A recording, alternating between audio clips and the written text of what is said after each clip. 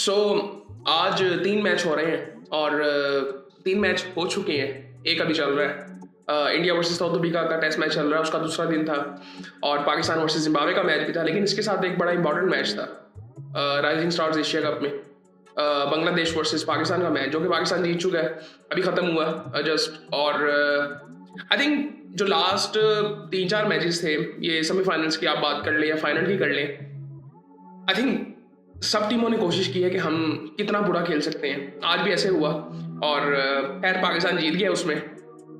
इसमें नहीं जीता कि कौन बुरा खेलेगा। पाकिस्तान ये इमर्जिंग एशिया कप तीसरी दफ़ा जीत गया, 2000 आई थिंक 19 में भी जीता था, 23 में भी जीता था और अब फिर जीत गया। सो खैर उसके बारे में थोड़ी सी बात कर लेते हैं।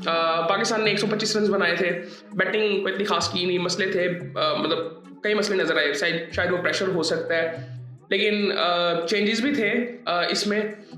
लेकिन एक दो जो मुझे सीरियसली मतलब मुझे समझ नहीं आता कि मतलब मैंने इन प्लेयर्स के बारे में सुना भी नहीं है कभी, और एक दो प्लेयर ऐसे हैं जिनके बारे में बात तो बहुत होती है, जिस तरह शाहिद अजीज, इनके बारे में बहुत ज़्यादा बात होती थी, पिछले 2-3 सालों से हो रही है और मैंने भी इनको देखा है। और मेरा शुरू से इनसे एक ही मसला था, जब मैंने इनको आई थिंक पहली दफ़ा देखा था, आई थिंक मुल्तान सुल्तान्स की तरफ से खेले थे। इनके साथ जो मसला है ना वो ये है कि जो हारिस रऊफ के साथ मसला है कि इनको पता ही नहीं है इनको कहाँ बॉल करना है, अभी कुछ नहीं पता। और आज इन्होंने ऑलमोस्ट हमें मैच हरवा दिया था। और ये इश्यूज इनके साथ ये अब नहीं है इस मैच में ना। आप देखें, अगर आपने इनको देखा नहीं है तो पहले भी ऐसे कई सिचुएशंस में ये ऐसी बॉलिंग कर चुके हैं। सो आई थिंक ये थोड़ा सा देखने की जरूरत है इनको। बिल्कुल मुझे लगता है कि सोच के बॉलिंग नहीं करते, सिर्फ आई थिंक फोकस इनकी पेस पे है, जो कि आई थिंक आजकल की जो क्रिकेट हो रही है, आपने 3 छक्के 19वें ओवर में खा लिए। सो आई थिंक वो उस वजह से ये मैच सुपर ओवर तक चला गया, अदरवाइज ये मैच पहले खत्म होना चाहिए था। और कप्तानी के बारे में बहुत बात कर रहे थे इस टूर्नामेंट में कि बहुत अच्छी है, जब आप जीत रहे हो तो सब कुछ अच्छा लगता है। कप्तानी मैं कहूँगा कि डिसेंट थी, क्योंकि प्लेयर्स आपके पास अच्छे थे, 4-5 ऑलराउंडर्स थे जो कि अच्छे स्पिनर्स भी थे, जिस तरह साद मसूद था, आरफात में हाथ आज खेल रहा था। उसने 2 ओवर क्यों नहीं किए, मुझे समझ से बाहर है आज, मेरी समझ से बाहर उसने 2 ओवर किए क्यों नहीं। तो खैर उससे ओवर करवाने चाहिए थे। खैर पाकिस्तान ने 125 किया, चांसेस थे पाकिस्तान के कि पाकिस्तान कुछ बेहतर करेगा। बॉलिंग अगर बांग्लादेश की बात करें तो रिपन ने 3 आउट किए, जिसने फाइनल ओवर भी किया था, और इंडिया के खिलाफ भी उसने फाइनल ओवर किया था। डिसेंट बॉलर है। आई थिंक अभी जो इस टूर्नामेंट में सारी टीमों में जो कॉमन चीज़ नजर आई है ना, इवन इंडिया में बहुत सी बातें होती हैं कि जी ये टैलेंट बहुत ग्रूम्ड है, IPL के प्लेयर्स आएंगे वो फला, ये प्रेशर ही डिफरेंट है। ये आपको समझ यहाँ पे आ जानी चाहिए कि इंटरनेशनल क्रिकेट में जो कंट्री टू कंट्री क्रिकेट होती है, ये वरना ये लीग्स में बहुत फर्क आ जाता है प्रेशर का, और वो यहाँ पे वो चीज़ नजर आई। सो खैर हमने इंडिया को भी देख लिया, हमने पाकिस्तान को भी देख लिया है, और बांग्लादेश को भी देख लिया, श्रीलंका को भी देख लिया। सो खैर 2 आउट किए हैं जी रकीबुल हसन ने, और एक आउट की है महरूब ने, जिशान आलम ने, अब्दुल गफ्फार सकलैन ने। फिर बांग्लादेश बैटिंग के लिए आती है, इनका स्टार्ट डिसेंट होता है। हबीबुर रहमान, इनका टूर्नामेंट भी आई थिंक ओवरऑल काफ़ी अच्छा गया है। 26 रन इन्होंने बनाए हैं आज 17 बॉलों में, 2 छक्के लगाए, 3 चौके लगाए। उसके बाद पाकिस्तान ने बॉलिंग बेहतर की, फिर महरूब ने भी 19 रन बना लिए, एंड पे रकीबुल हसन ने 24 रन बना लिए और 16 रन बनाए सकलैन ने। भाई उसने 2 छक्के आपको मार दिए। मेरी समझ से बाहर है कि उस वक्त हम बॉलिंग क्या कर रहे थे।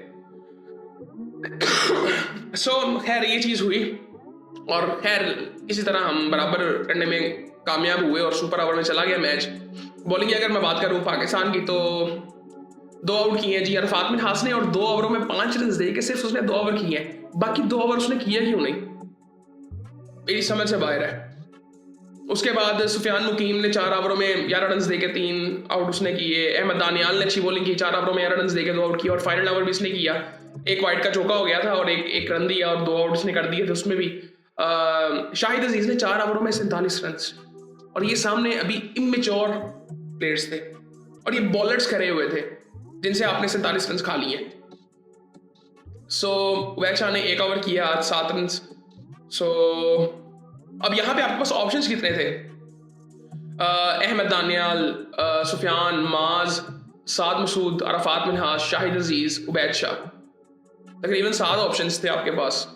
सो इस वजह से ये मैच यहाँ तक पहुंच गए और मेरे ख्याल से यार हाथ से पूरे ओवर करवाने चाहिए थे। मुझे ये बहुत मिच्योर लगता है, बट अभी वो मिच्योर इसलिए हाथ से लगता है कि बाकियों से मुझे बेहतर लगता है। बाकी प्लेयर्स और ज़्यादा मुझे इमेच्योर लगते हैं। माइंडसेट नहीं मैं कह सकता कि माइंडसेट बहुत अच्छा है। अभी 2-3 दिन पहले बात हो रही थी कि जी ये साद मसूद, और साद मसूद की बात कर रहा हूँ, साद मसूद तो PSL खेलता भी है और इस बेचारे को मौका भी नहीं मिलता। ये जो है क्या नाम है इसका, सदाकत, मां सदाकत, इसको तो पाकिस्तान टीम में डाल दे भाई।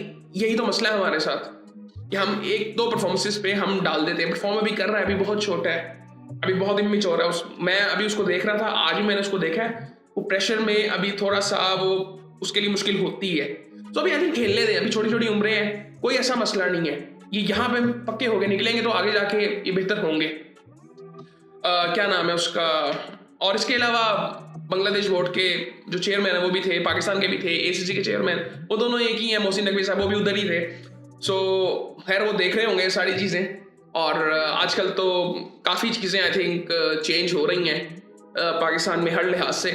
सो खैर बांग्लादेश है, बैटिंग के लिए आता है, 6 रन बनाते हैं, एक वाइड का चौका होता है इनका और 1 रन होता है और 2 आउट हो जाते हैं। सो पाकिस्तान बड़े आराम से चेस कर लेता है। साद मसूद और माज आता है। अब यहाँ पे ठीक है, यहाँ पे साद ने 5 रन से 1 चौका मारा, उसने 1 सिंगल ली, माज ने भी ऐसे किया, बट माज ने फेस क्यों नहीं किया, मुझे समझ नहीं आई ये बात।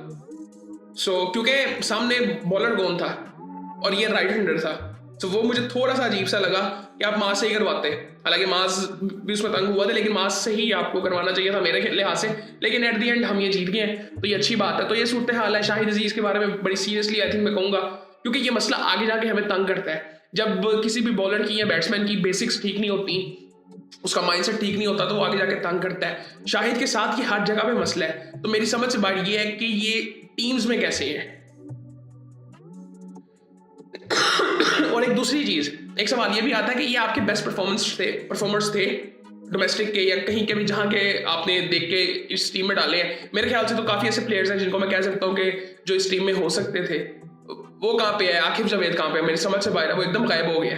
एक टाइम पे बात अभी हो रही थी उसके बारे में कि वो पाकिस्तान टीम में रेगुलर उसको होना चाहिए। कहाँ पे है वो? पाकिस्तान टीम में आज के मसले नजर आए हैं, उसके बारे में बाद में बात करेंगे। तो ये सूरत हाल थी जी राइजिंग स्टार एशिया कप की। अच्छी बात यह है कि पाकिस्तान जीत गया और बांग्लादेश ने बहुत ज़बरदस्त फाइट की है। बहुत जल्दी ये मैच खत्म कर देना चाहिए था। वो आखिरी 2-3 विकेटों पे जो हमने रन्स दिए यहाँ पे भी और जिम्बाब्वे के खिलाफ भी, वो आई थिंक मुझे लगता है कि हमें अभी ये सीखना पड़ेगा कि हमें ये कैसे करना है। मतलब वो क्या मैं कहूँगा उसको, वो जो दहशत एक होती थी ना कि यार अब ठीक है, बॉलर्स की जो होती है जनरली फास्ट बॉलर्स की, कि अब इनको ख़त्म करो, वो चीज़ नज़र ही नहीं आती अब। और आई थिंक ये बड़ा अनफॉर्चुनेट है।